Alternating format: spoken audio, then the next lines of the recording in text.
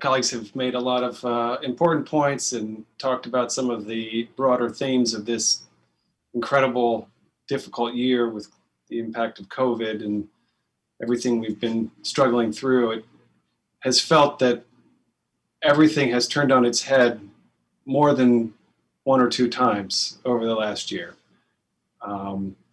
So that's just been an incredibly difficult environment to work through. And I have to say, I'm amazed that we're here today able to vote on a budget that contains largely good news and improvements and enhancements. I think there was really no way to expect that as a possibility a year ago. Just the opposite. I think a year ago we were concerned that we were heading into something that could be a catastrophic economic recession and with no end in sight. So I have felt all along that in many ways this is Joe Biden's budget, and I don't often like to sound a partisan note, but I have to say that the Biden-Harris administration, the Democrats in Congress have provided us with more than just a lifeline. Today, we would be here without the support that we receive from the federal government. We would be here reconciling nothing but dismal choices, and we would have nothing but frustrated and unhappy residents, and the community would be tearing it at itself. And instead, we are here today stable.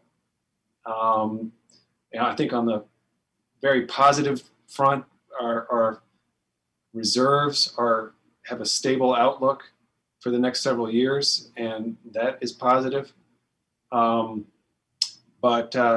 we are even able to expand and improve on programs in modest but targeted ways. So I am just grateful and appreciative for that. I do share the concerns about using one-time revenue for ongoing expenses. We will see how this evolves, and our work is never done.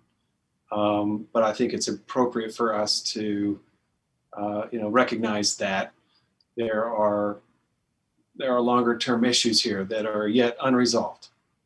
But very broadly, I am grateful that we're able to once again fully fund MCPS. That has always been my highest priority, and it's been great to be able to work with you, each of you on the council.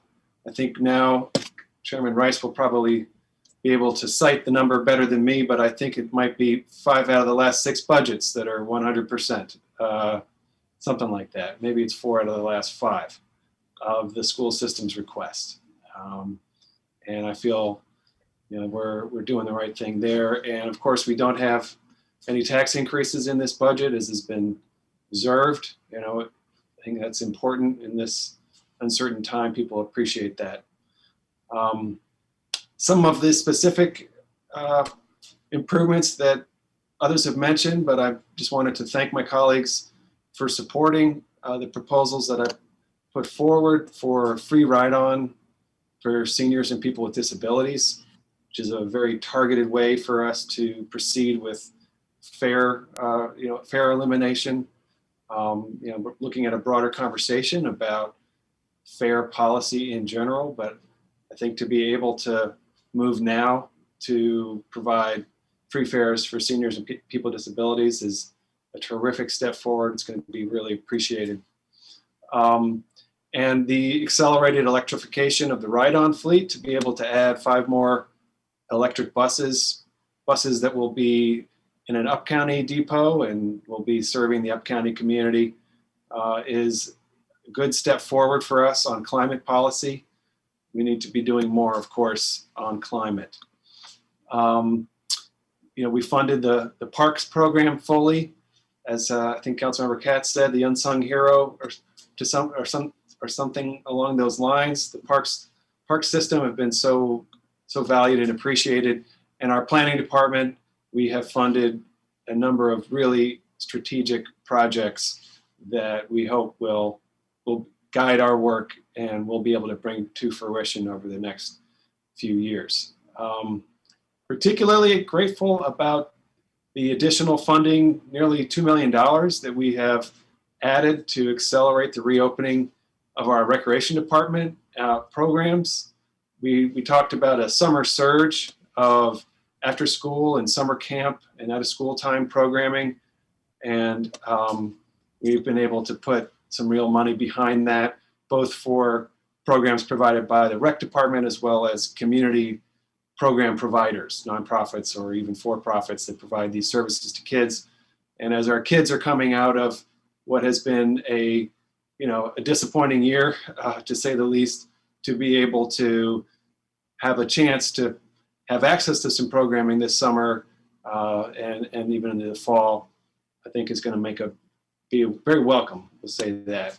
And to add 2 more Excel Beyond the Bell programs is thrilling. Yet another step forward. And hat tip to Councilmember Albornoz for his work over the years on this, but all my committee colleagues for strong support for Excel Beyond the Bell, joint committee colleagues, Excel Beyond the Bell is committee, and then anyway, you know what I mean. Love you all. We've added between 2 and 4 a year, every year for the past 5 years now. I think we're up to maybe 14 more sites. So it is applause worthy. That's a lot of children. We're, well over 1,000 children being served every day, will be served every day this coming year. Could be close to 2,000 children. So that is awesome. Really thrilled to see the Kid Museum taking a step forward with its new site, expanding, adding a site to its portfolio. We look forward to growing that around the county, and want to note the additional seniors programs, the additional funding for rec department provided seniors programs. Our seniors, many of them have been struggling with social isolation throughout this pandemic, and I know when they can walk back in those doors and start to see their friends again, they're going to be so happy, and glad that we are able to support that. I want to highlight our difficult but necessary conversation about the county executive's proposed community resource officer program, and I think the budget reflects our common ground that police officers will not be stationed in schools, and does not explicitly approve the CRO program either. So we are continuing to work on that. That'll be, an ongoing project as we proceed. And also want to just give a big shout out for the Working Families Income Supplement, the match to the EITC. It's one of the most important things we do. It directly benefits the lowest income taxpayers, and it is a proven progressive policy.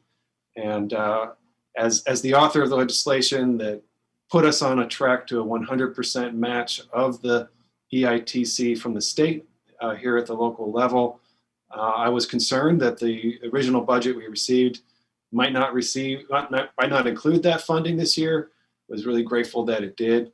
It would have been a very difficult lift to try to put it in. I'm sure we would have, but to see it fully funded is just such an important part of our progressive tax and social policy. And I think we've taken a massive step forward this year. So we also, as has been mentioned, the affordable housing funding, we are rolling with the housing production fund that the Housing Opportunities Commission has, and we approved the executive's new short-term financing fund. So we are taking some big strides on housing funding and construction of affordable housing. I'm really pleased by that. And the capital budget, I think enough has been said today about the capital budget. But there's a lot of important projects in there, and we'll work to keep them moving forward. So thank you. Great work to everybody, and look forward to keeping to work with you.